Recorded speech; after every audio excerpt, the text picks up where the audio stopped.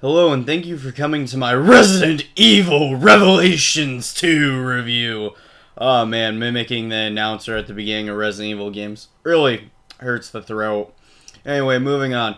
Resident Evil Revelations 2 is a third-person survival horror game that's basically the newest entry to the Resident Evil franchise, and I have played this game pretty extensively over the last 5 months. I haven't played it straight through the 5 months, but I do have a pretty good amount of time clocked with this game, and I did want to review it, but I wasn't going to because I missed the window to review it last year. But then again, I decided that would be good filler content while I'm working on some newer stuff to review, like Stardew Valley and Hyper Light Drifter, and this is just nice filler content, and it allows me to talk about some games that I may have missed last year.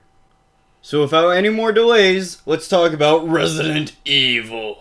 So now, moving on right into the production for this, I don't really have any real complaints because I didn't have any real technical problems with the game. There were a couple very small, insignificant ones, like I would get a little bit of clipping while I was moving through grass, and then I would also get a little bit of frame phrasing, where it would last for like half a second while I was moving to areas, but they were so few and far in between, to where it's really not even worth me showing footage, but those were the two small bugs that I encountered. There was no massive frame rate fuck-ups, it didn't stutter with the frame rate, there were no massive crashes while playing the game, it ran very smoothly, and I am very happy with that. Now, continuing onward, the production is really good for one of the smaller Resident Evil games and shows that the smaller Resident Evil games can really keep up with the bigger Resident Evil games. Because the cinematics look great, the overall in-game graphics look great, and the voice acting's done pretty well. And I also do like the sound score, even though it's mostly made up of basic beats to go along with whatever you're doing in the game, and not anything real, like, awe-striking.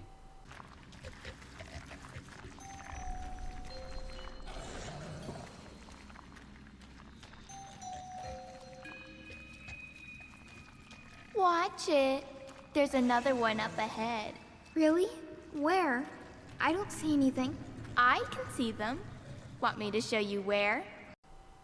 Now, let's get into the few bad points that I'm going to touch on in the production section and bring them up as they're relevant. Now, first off, this game has really toxic microtransactions that I will talk about later that do weigh down this game for me. Also, I really did not like the episodic format. It didn't really fit the game like it did with the first Revelations. It literally just felt like they made it episodic so they could arbitrarily sell it to you in pieces at $15 a piece instead of just waiting for the full disc or full game download at $40 when it came out. So I feel like that's the only reason that this game was episodic, and to be honest, if there weren't the episodic recaps, I would have forgotten that was an episodic game. I'm being completely honest with you, because here's how the episodes will play out. You start the episode, you play through it, and then you eventually hit the end. It doesn't have any real pacing to make it episodic, so it just comes off as lazy. Now, the last gripe that I have with the episodic format is that there were points where you would play as one team way more than you would the other team, and this would rotate throughout the game. So I don't know if that was intentional, but it feels really off-balanced. And the only real, noticeable thing that I can complain about as far as the production goes, as far as technicalities, graphics, and all of that go, is the partner AI. Now, the zombie AI, I'm fine with them being stupid, they're zombies, that's kind of the point. But your partner AI really feels stupid. There's points where they'll just run into a corner, get stuck up on objects, will not follow you, so you have to take them over and then run them to you. So it would just get really annoying just to see your partner AI mess up and you kind of have to drag them along through. It would be really annoying, and I think this is more or less just a problem with Resident Evil in recent history, because I remember this happening with Resident Evil 4, 5, and 6, and it's still happening here. And it happened in Revelations with Parker, so Capcom, please fucking fix your partner AI. It really needs it. You've made a leeway. This has been one of the better partner AIs I've seen from you, but it still needs a lot of work. And now, to round out the production, you guys are probably wondering how much time did I get with this game for the $40 that costed brand new. Now, I'm completely fine with the time that I got because across all modes of play, I have around 19 and a half hours clocked into this game, and I'm very happy with that for the price point that I paid. So I have no real complaints as far as how long the game is for what I was paying for it. So moving this review right along, Resident Evil Revelations gameplay-wise is a third-person survival horror game. I've seen this before, you've seen this before, Resident Evil's seen this before, your mother's seen this before. The point I'm getting at is that we've all seen this before in Resident Evil, and don't be surprised. Now, right off the bat, it does a lot of things right with its gameplay, and it consists of 3 main modes being the single player, co-op, and the raid mode. And now I'm going to talk about the gameplay in its entirety, and I'm going to touch on those different modes as far as what they bring to the table and if they're good or not. So anyway, on to the base gameplay. Now, gameplay-wise, Resident Evil Revelations 2 is through and through a third-person shooter with survival horror elements just like 4 and 5, and to a very, very, very, very, and well, not even degree in Resident Evil 6. Now, let me go ahead and say that all of the controls are mapped well for what this game wants to do. You can move while aiming, which was a very big stickler for me in Resident Evil 4 and 5, and you can actually upgrade your weapons, and the upgrading system is rather nice. It actually made me feel like I could make my own personal touches to the weapons I was carrying out in the field. But be aware, some of the parts aren't that great or just feel like copycat parts with slightly better stats. So be aware of that. And then the other thing that ties into third-person shooting and moving around and everything and upgrading is the skill tree, which means every time you beat a chapter or find different items, you collect skill points, and use these skill points to get you different abilities that upgrade you and your partner out in the field and give you a lot of passive abilities. Now, I really like these because I could actually see my character get better and use these abilities, but some of the abilities felt like they were almost worthless and just felt like filler on your skill tree. Now, next on the list, I want to very quickly touch base on the different roles that the characters play when you're playing the game. Now, the 4 playable characters for the main game, not counting the 2 bonus episodes that come with this game, is Moira, Claire, Barry, and Natalia. Now, Claire and Barry are the soldier of the team, meaning that they carry all the guns, they do a lot of the heavy lifting, and they're just there to fight off all the enemies and basically power through the situation. Moira and Natalia are there to basically scout things out, find you hidden items, and do alternative forms of attack and basically stunning enemies and helping you out in that regard. So they're more of like a scout. And I really like how this dynamic played out with how it actually forced you to play between the 2 characters on single player or rely on one another in co-op. And then the 2 bonus episodes change these roles where both of you play as the scout one episode, then both of you play as the soldier one episode. So it was nice to see that they could play around with it and make it feel fresh. And then the last 2 things that we have to talk about with the base gameplay is stealth and shot placement. Now, of those 2 aspects, the first one that I'm going to talk about is the stealth. Now, keep in mind the stealth in this game is extremely simple, but it works. I say that because it's not really fleshed out, you don't have a whole bunch of mechanics for it, but what they did here works. Now, do I really like complicated stealth systems? Hell yeah, I'm a Metal Gear fan. I love stealth in my games, so whenever they can add it to a game, I like it.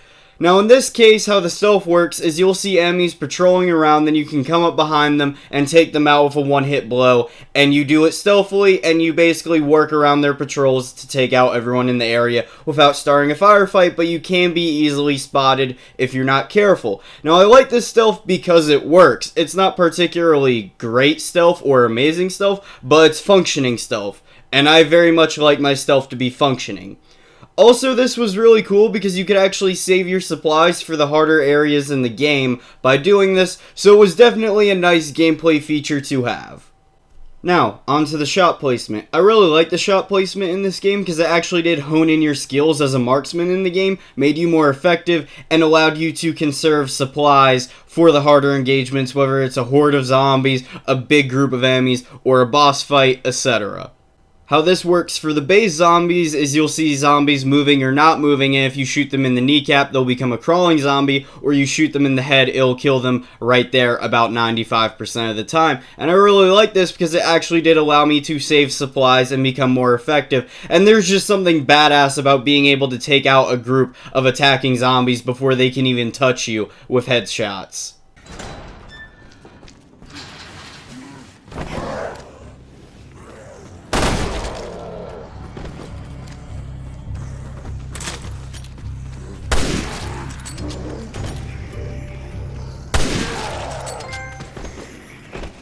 Must be the infected the brief mentioned.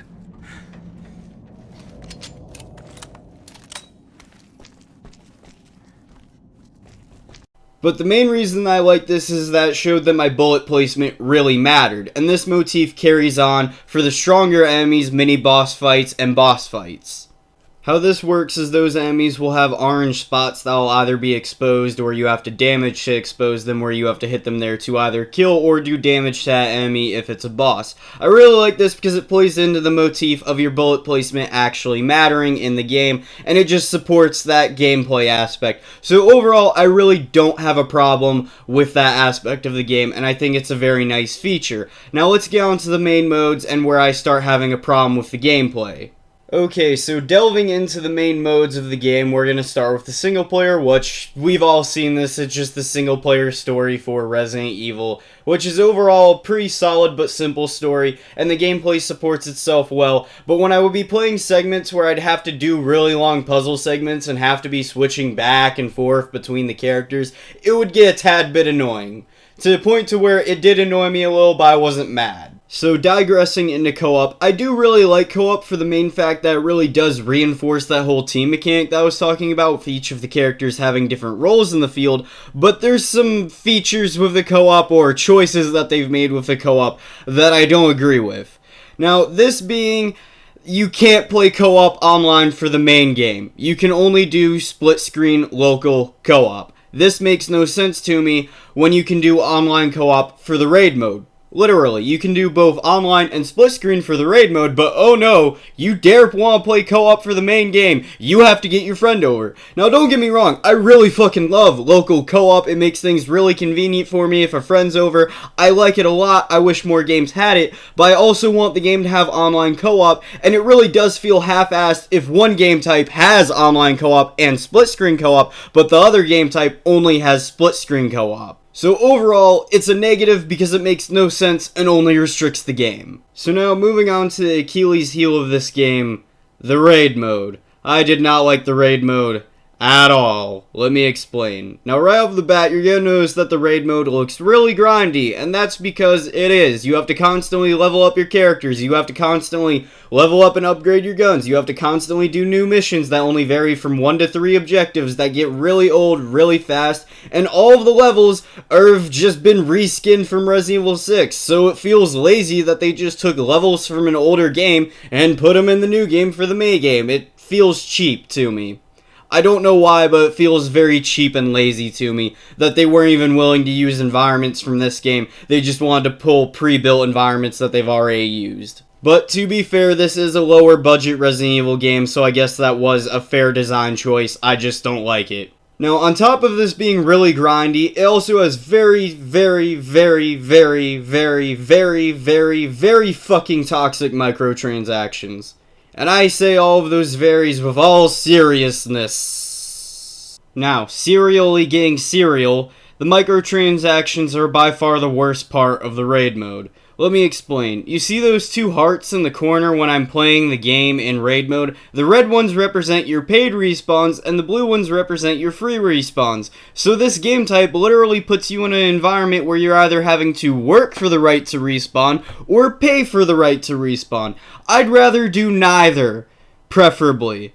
That's just my opinion. I don't want to have to pay for respawns, and I find it to be a very hollow and very cash grabby tactic to get you to put more money into the game. And I honestly do not see any way to defend this. Yes, you can argue that Capcom's hurrying for money, but this is not how you do it. This is not how you recover. On top of that, if they want to be like, oh, well, it's retries in a level, yeah, I'd rather not have any retries than paying for retries, to be honest. The challenge ones are okay.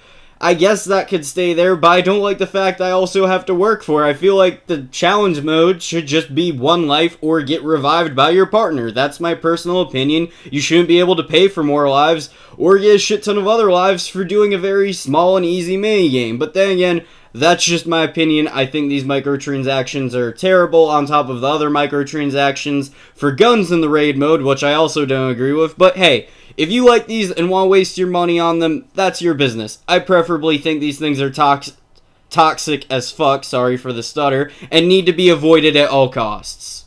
So to sum up the gameplay, while I do overall like a lot of things in the gameplay, there are some major things that really do hurt the gameplay for me. For example, the microtransactions, the raid mode not being that great, and the co-op tactic that makes no sense to me. So without skipping a beat, right onto the story. Now let me go ahead and say that whenever I get to talk about a story for a video game, that's one of my favorite things to do in a review, because stories have always intrigued me ever since I was a wee little lad. Anyway, that being said, I really do like to talk about stories. This isn't validating it, but I was really looking forward to giving my take on this story. So without further ado, here's the synopsis of the game's story. In this adventure, you play as Claire Redfield, very old, very beloved character who teams up with Barry Burton's daughter, Moira, as they get captured by an unknown organization and dumped off on this unknown island in the middle of nowhere and try to escape from the overseer on the island. 6 months later, Moira's dad, Barry Burton, another very old and beloved character from Resident Evil, shows up on the island to come save his daughter and make peace with the different things that he's done wrong in his life, but runs into a little girl named Natalia, and then they work together to figure out what happened on the island and try to find Moira. Very simple, but surprisingly good and solid story. Now let me go ahead and say the story never blew it out of the park, but I was impressed with it as it ran all the way through. Okay, now on to my gripes for the story. Right off the bat, I really do not care for the episodic format of this game. Now moving on down the gripes list, a lot of the characters with the exception of Barry and Moira feel pretty average. Sadly, that also includes Claire because they're mostly fitting archetypes or certain roles. Claire was better than most characters, but she was still average. But Barry and Moira, oh my god, they hit it out of the park. Like, I really felt Barry's struggle as far as him being a bad father, wanting to make up for the mistakes that he made as a father, and just wanting to do right by his family and save his daughter, and struggling with the fact that he might not be able to get there to save Moira, or she might be gone already. It was really great to see Barry go through this struggle, and you really do feel it with him. And then Moira, you really get the feeling that she's been a terrible daughter to Barry and that she wants to make up for it and just move on with her life. So these two characters really did a lot to help blow the story out of the water when they were on screen and actually really push the narrative. But beyond those two characters, everyone was average. And then my final gripe with the game's story is that there is a rather big plot hole that I can't ignore.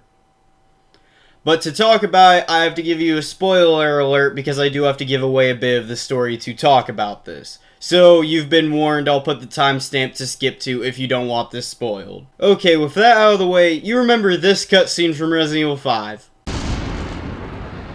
The new superior breed of humans, given birth by the progenitor virus.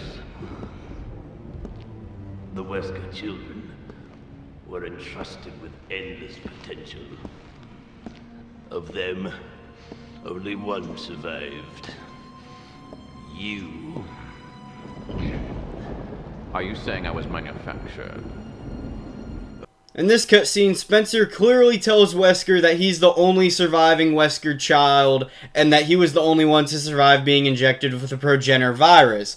Now, this creates a plot hole in this game because this game takes place right after Wesker died, like about 2 years afterwards, and then he has a sister magically in this game as the villain.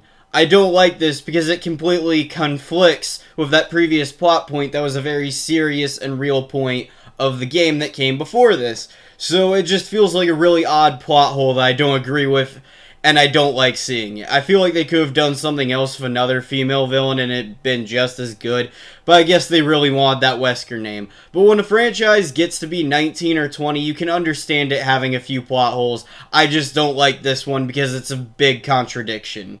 But if it gets explained in a future game, I'm okay with that. So that covers my overall opinion of the story, and how I feel about the story is that overall it's a very simple but solid story for Resident Evil. It is not the best story that I've seen in this mythos by far, but it is a solid one that I do like a lot. But unfortunately, a terrible episodic structure, plot holes, and a few other problems that I have with it really hold this story back from being something truly amazing to just being great. So now, let's sum everything up into a cohesive opinion of this game and give it a score. Now, overall, I really like Resident Evil Revelations, but unfortunately I'm sad to say that the negatives almost outweigh the benefits for this game. Let me explain. Now, while I really like the simple but solid story that unfortunately creates a few plot holes for this universe, there are things that aren't that great with it. For instance, there's the very toxic microtransactions, there's the plot holes that I brought up. The co-op system makes no sense for the main game, for them to have only local co-op for the main game, but have both local and online for the raid mode. Again, doesn't make any sense, but that's how it is. Very toxic microtransactions, and just other problems that I've had with the game that almost outweigh how much of a good time that I had with it. So unfortunately, I'm going to have to knock this down a few notches from how good Revelations 1 was. I'd say Revelations 1 is the better of the two, but not by much, so I'm going to give Revelations 2 a 6.5 out of 10. If the game didn't have its bullshit microtransactions, the co-op was better, the episodic structure wasn't forced onto you, and it just fixed a handful of things with this game, I'd give it a 7 to a 7.5 to where it'd be on par with the first game, but I can't give it that score in good faith having this many problems with it, and that's my overall opinion. I really like this game, but all of the problems almost outweigh the good for it, and I really recommend that you pick this up in a sales bin and just avoid the microtransactions and bullshit in this game as best you can. Anyway, that's been my opinion on Resident Evil Revelations 2. Feel free to check out my walkthrough of Revelations 1 that's currently ongoing, and I will see you bitches in whatever video comes next. Later, bitches.